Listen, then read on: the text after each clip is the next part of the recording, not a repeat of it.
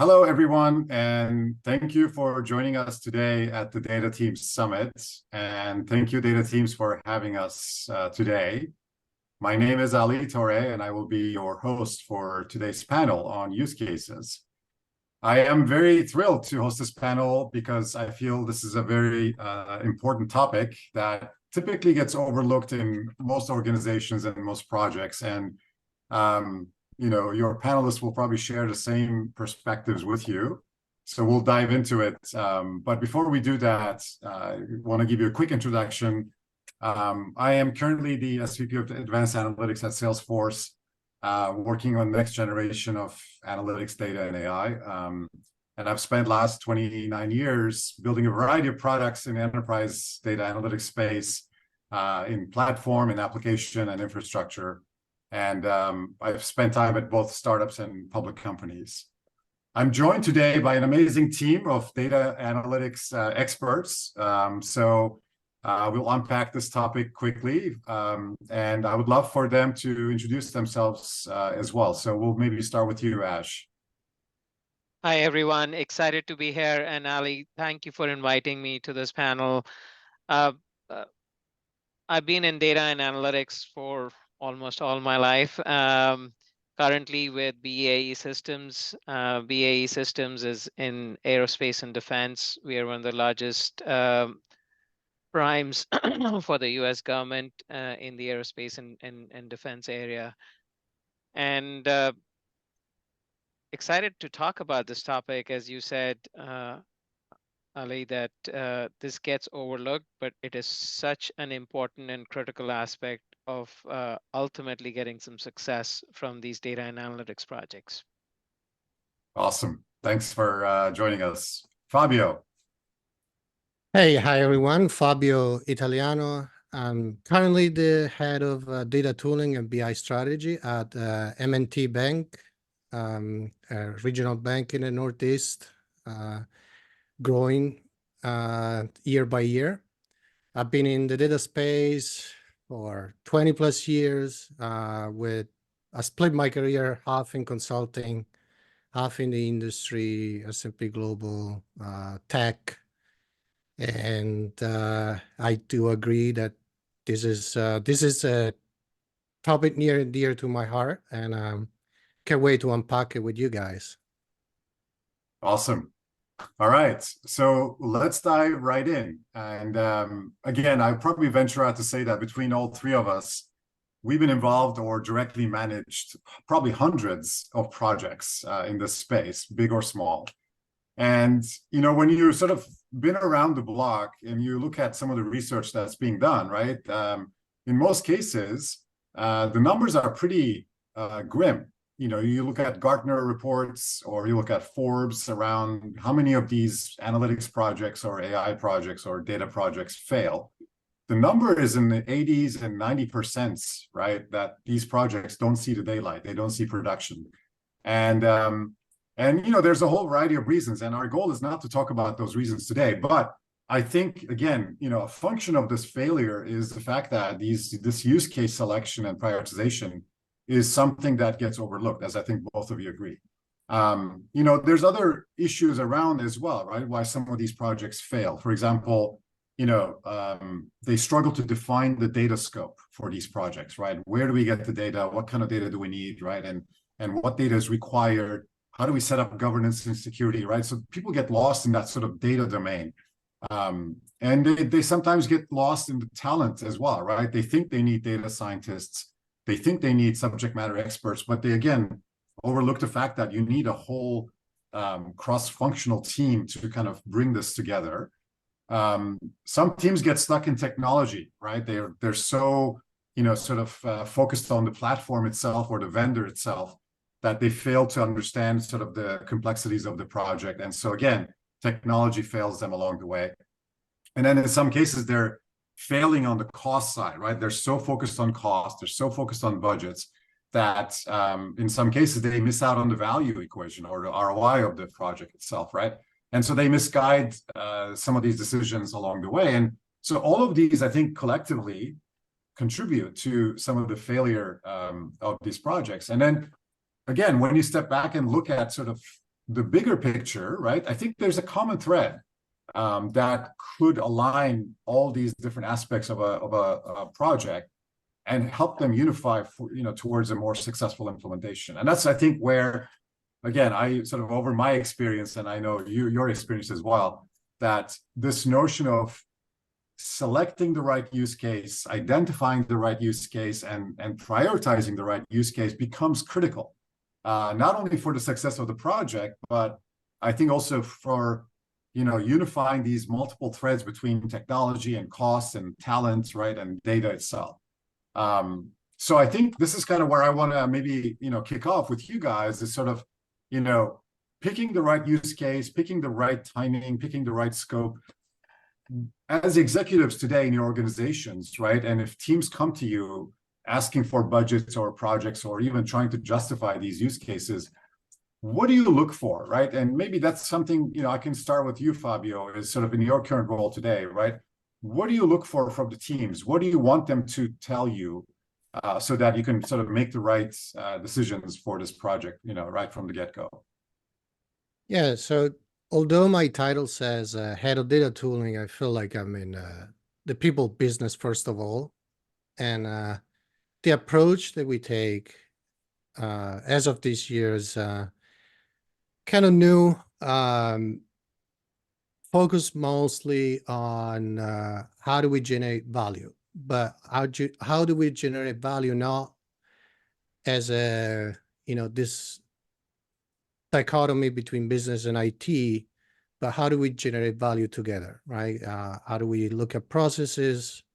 How do we look at technologies together? And how do we collect the right data points in the value framework, right? And I see essentially two driving forces, right? There's the initial investment, large project justification. Every company has their own process, strategic planning, where you justify big investment upfront with a mostly well-defined, business case. But there's another aspect that has been going on for the past 15 years, which is the aspect of democratizing data and analytics, where it's very hard for people, to force people to give you a business case every time they do any move because you will hamper innovation and research. But there, if you agree on a value framework and you agree on having the discipline to collect use cases on various forms, they will bubble up naturally the value creation. And I would say this, the other aspect that is critical is that in our job, communication is a must-have. Communicating, being able to constantly communicate the value back is critical for stakeholders, because it's very easy to deliver a project and then lose that communication of the value that you bring. And we can unpack more, but I'd love to hear from Ash too. Yeah. Sure, thanks, Fabio there. And Ali, I would say it's very simple.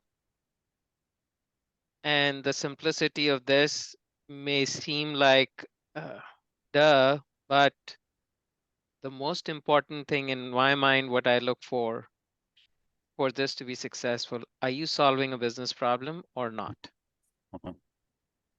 If you're solving a business problem with that use case, that is the first and the most important thing that I look for. We don't work in academic organizations where doing a project for the sake of doing it, or if it is not going to improve either the profitability or the efficiency or generate revenue, I would say let's not do that project, because it's a waste of time and money and effort for everyone. Which goes to, I think, what Fabio was saying, are you adding value or not with these projects? So that's the first and the foremost thing I look for is are you solving a business problem? Great. Perfect. This is actually a great stepping point for sort of, let's dive into that value creation, because that's also, I think, in our experience, we found that to be a little bit elusive in the sense that, right, whose value are you creating? How are you creating it? What's the time frame, and so on, right? So let's talk about this philosophies that I think organizations tend to have, right? So let's, okay, agreed, there's, business case, there's value that need to be created. But on the spectrum of value creation, right, I think we've seen projects where sometimes they tend to take this philosophy that says, you know what, let's go and hit the low-hanging fruit first, right? Let's go pick the low-hanging fruit. Let's do a small incremental pilot project. The value may not be amazing or crazy, but it gets us started. It gets to sort of show the organization what can be done, and then we'll do the big one later. And then there's the other philosophy on the opposite side of the spectrum that says, you know what, forget about these tactical low-hanging fruit. Let's go pick the most, sort of transformative use case. Let's pick the one that generates the most value for the organization. But guess what? It's going to, require so much complexity and collaboration and money and so on. So I've seen kind of both philosophies exist. And I think, again, look at the results. They're probably mixed. What's your sense, Ash, maybe continuing on this value creation, when people come to you with sort of like these use cases on the lower, sort of tactical side of the spectrum versus more strategic ones, where do you guide them in that spectrum? How do you guide them in that discussion? That's a good question there, Ali. So I would say it depends on the maturity of the organization and depends on the maturity of the team that you're working with, right? Okay.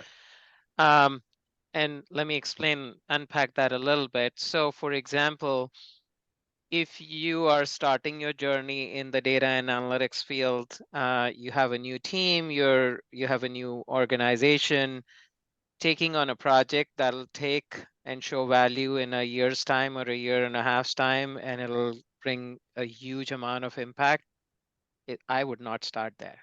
Yeah. That is the wrong thing to do, because first, there is a level of you don't know what you will achieve. So I would pick, if you're starting your journey, I would look for small wins. Okay. That has huge implications because it tells you that as a team you can deliver, number one. Number two, your stakeholders know you can deliver. And most importantly, your stakeholders know that they have value that they can work with for future projects. So that's how I would look at it if you're starting initially. However, if you are on a different level of maturity, where you have done all of this and you have shown value to the organization that you can deliver, and you have a team that knows what they're doing, taking those ambitious projects are important. Taking projects where you can make an impact of $50 million, $100 million on the bottom line is definitely worth taking and should be taken. But at the same time, when you're in an organization, you will have a spectrum of projects that are, let's just call it the big rocks, right? But at the same time, you'll have those smaller projects that you will have to go deliver on. So, so both of those would be the right thing to do as you step up in the level of maturity. Got it. Okay, that makes sense. Fabio, what's your experience been so far on this spectrum? I think I agree 100% with Ash, right? So it depends on the level of maturity. I would say that the organization that can do that well, especially when it comes to big project, if you can chunk it out and deliver in agile format, borrowing from our friends in product and software development, and still demonstrate constant updates and value creation related to a big project, I think that would be the nirvana for any analytic team. And at the end of the day, the analytic teams rarely they are considered profit center. Some successful CDOs, they have the P&L responsibilities. Mhm. But if you take ownership of the value creation together with business, with IT, with the stakeholders, that always drives accountability. And that's something that you can set from the very beginning, right? Even for quick wins. Yep. Okay. Totally makes sense. So let's continue on this track. The other, I think, sort of tension that shows up, in this sort of use case selection is the fact that when you have different types of skills on the same project, right? You have data science teams or data engineering teams on one side, and then you have the business subject matter experts on the other side. And again, I've been in situations where, the business side wants to pick use cases that they know about, right? It could be, if you're in finance and if you're a tax expert, right, you say, hey, let's start with this tax automation use case for this group first, versus the data science or data engineering team says, you know what, that's great, but we want to start with a project where we can actually optimize this model that allows us to forecast, our month-end close in a much better way, right? So there's sort of inherent tension between, skills that kind of want to optimize their use and their value in the project versus, again, the right use case for the overall, project and a company. Where, again, how do you balance this tension there, sort of, favoring one side of the coin versus the other? But at the end of the day, they have to work together on the same use case. So what tools or maybe approaches have you used, again, maybe continue with you, Fabio, that helped kind of resolve these tensions in the projects before? Yeah, this relates to what I was saying in my intro to the data democratization and analytics democratization, right? Mhm. So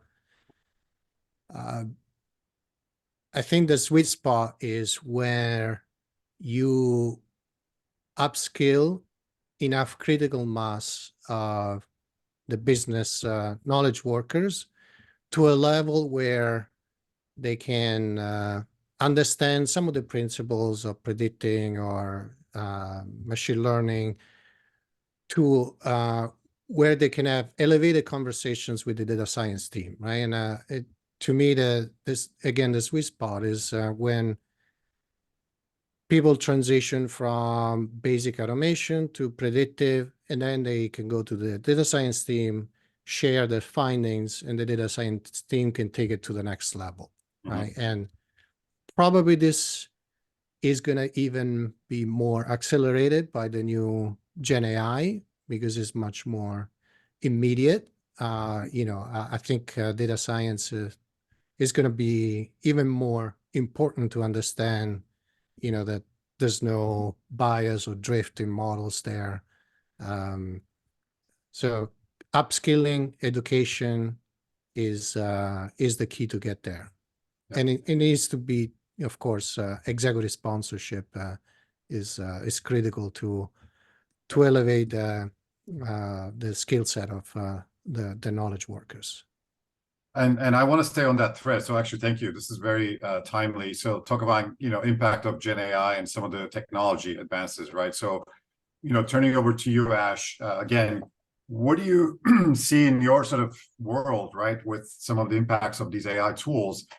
Is it possible to faster bridge this gap between technology teams and subject matter experts that exist today? And is that something that, you're leveraging in your, organization going forward? Sure. And let me answer that question in two parts for you, Ali. That first, the tension that you talked about, at least it's my point of view, that follow the business, follow the pain points of the business. Right? That is the one golden rule I don't change from. So even though if I may think that, hey, here's a cooler or sexier project that I can go after and maybe do something new and different, at least I try and resist from that temptations or having the teams go down that path, because if you're not solving and aligning yourself with the business, you will end up with a solution that oh yeah, you created it, but no one's using it. Yep. Right? So that's important that you do that. But the second part of that question for you, from you, was on the newer techniques and tools. Generative AI is one of them. And actually, it goes back to the maturity of the organization. So generally, the tension that I see is not as much as I want to do this cooler stuff, but the business teams cannot connect the dots on what problems can be solved with AI, with use of AI, with generative AI, with different techniques that we know about. Yep. And a lack of that understanding then on the business side, typically, or a lack of our ability as data science teams to help the teams understand that what is the art of possible, Yep. leads to kind of that tension, right? That tension is then about, hey, just go do this automation or just show me this report because I think that will solve my problem. Because the business Yep. team is then looking at what they know from their art of possible, from their knowledge that if I get this report, I should be able to solve this problem. However, you may able to go in and say, wait a minute, with use of this technique, I can actually give you an additional piece, right? Yep. I may be able to give you a predictive piece, not only just the rear view mirror of this, but how you could prevent this from happening. And that is a healthy conversation to have. That is what you really need to have, that conversation. Goes back to probably what Fabio was saying, communication is important here. So what you may know as a data science person, you have to help them, the business people, understand. Yep. And same with generative AI. It's so new that not many people know what is the power of that generative AI, how they can use it in the functional areas, right? Because I would say, and I strongly believe that with generative AI, we have created an, I would go to the level of saying we have created a species Hmm. that rivals, if not surpasses, our own intelligence, right? Which means there are very few people who can understand how they can leverage this power and bring it to bear for the businesses. And if you yourself as a data science person don't know, you'll probably not be able to solve that problem for the business owners. And if you know and understand that, at least you have to let them, the business people, know that I can do this, this, and this for you with generative AI. Do you want me to? Do you want us to go look into it? And now there's obviously the element of success of whether you'll get that success at the end of that project or not, where you will have to kind of, I would say, pilot it out, especially if you're using newer technology.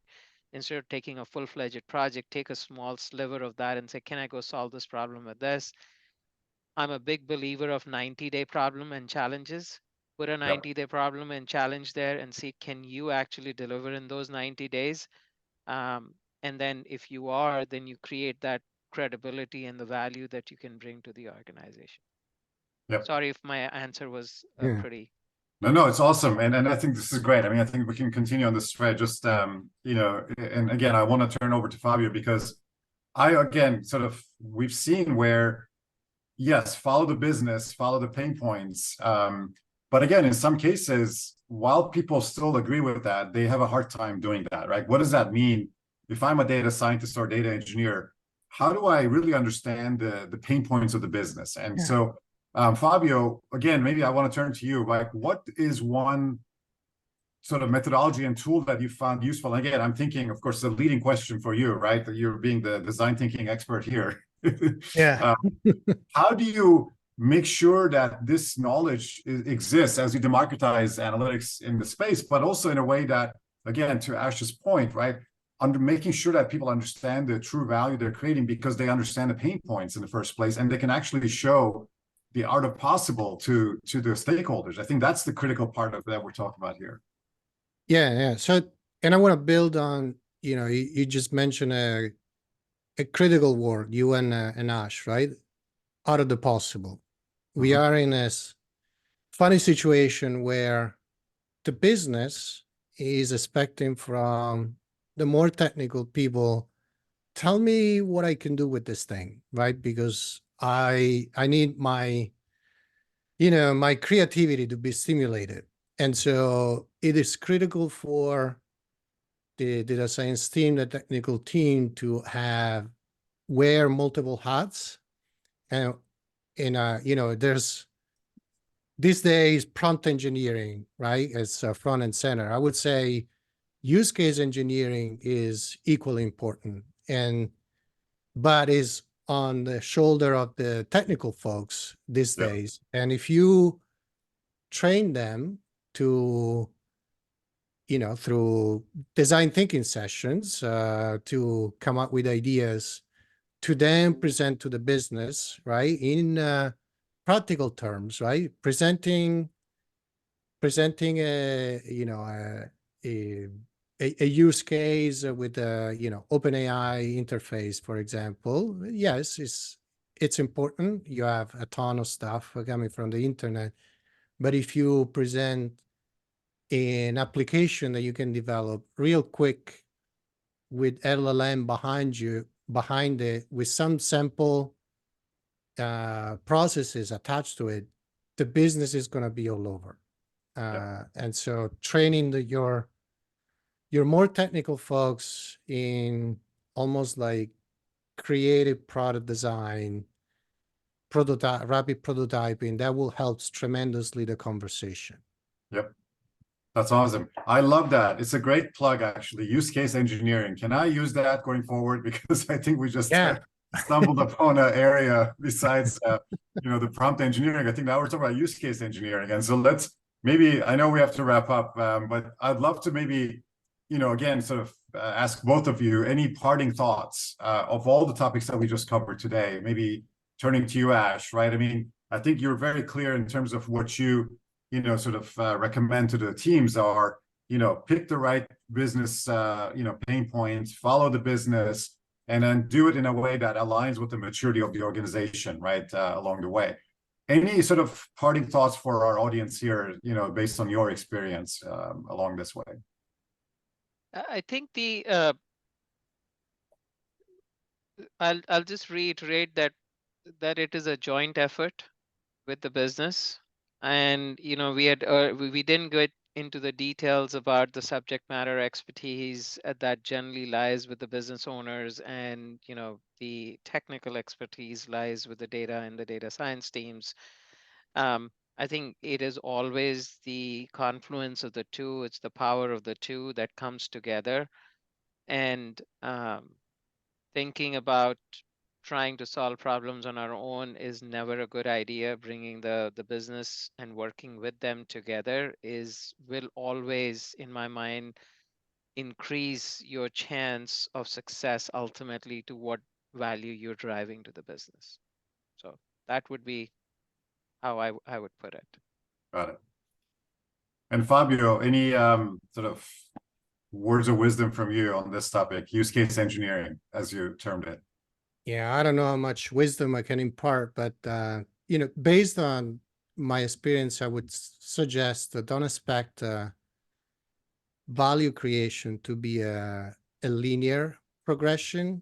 With analytics, you can certainly focus on efficiency, automation. That's the easy piece.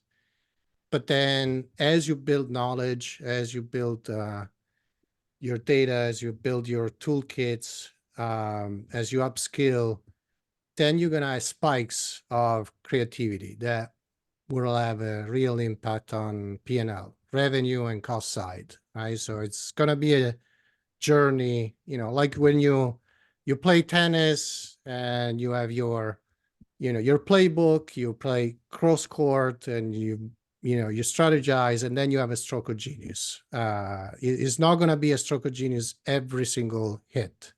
And so I would encourage executives to be patient as you build things up, then those stroke of genius will come up.